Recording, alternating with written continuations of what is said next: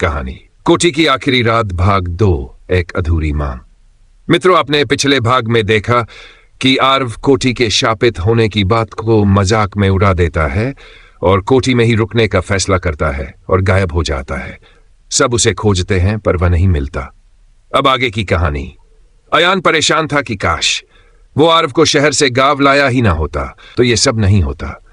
वो आर्व को खोजने की प्रतिज्ञा लेता है और कोठी में वापस पहुंच जाता है।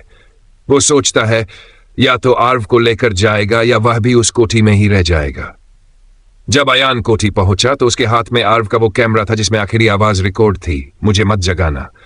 पर अयान ने रिकॉर्डिंग को धीमा करके सुना और एक और आवाज उसमें छुपी थी, मेरे बेटे को मत लाना। अयान समझ नहीं पाया, बेटा? कौन बेटा? गांव के बूढ़े बाबा से पूछने पर सच्चाई खुलती है। 72 साल पहले उस कोठी में एक औरत ने बच्चे को जन्म दिया था और गांव वालों ने उसे डायन कहकर जिंदा दीवार में चुनवा दिया। हुआ है कि कुछ साल पहले गांव के एक युवक ने दूसरी जाति की लड़की से शादी की। गांव वालों ने उन पति पत्नी गांव के बाहर रहने लगे। अब उन पति पत्नी खुश थे। युवक के घर वाले अभी भी गांव की कोठी में ही रहे थे। एक दिन अचानक गांव में त्रासदी आई और पूरा गांव तबाह हो गया। युवक की पत्नी गांव के बाहर खाली पड़ी कोठी में शरण लेने पहुंची जो उसके पति के पूर्वजों की ही थी, लेकिन सभी ने उसका बच्चा बचा लिया और उसे गांव से बाहर भेज दिया गया। उसे उसी कोठी में कैद कर दिया गया। हर कोई उसे गांव के लिए अशुभ मानता था।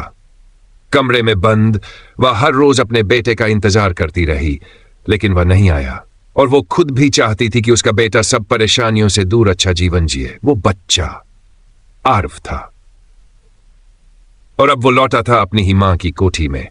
मां की आत्मा अधूरी और तड़पती हुई हर आने वाले को रोके नहीं बल्कि अपने बेटे को पहचानना चाहती थी। आर्व के आने पर उसकी आत्मा जागी। उसकी भयंकरता देख सब सहम गए।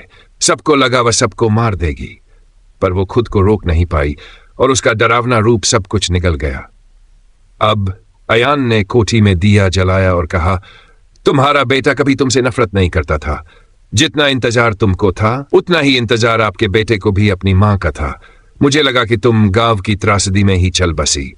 इस कोठी में वो अपनी मां की छाया देखने आया था। वो बस सच्चाई नहीं जानता था। धीरे धीरे दीवार से धुआं निकला। एक औरत की छाया सामने आई, बिल्कुल शांत, बस मुस्कुराती हुई। उसने कहा, धन्यवाद बेटा, अब मैं चैन से सो सकती हूं। कोठी की दीवारें चमक उठी। पहली बार वहां सूरज की रोशनी सी पड़ी। सुबह अयान बाहर निकला। आर्व वहीं था, बेहोश लेकिन जिंदा, और दीवार पर सिर्फ एक शब्द लिखा था, मां।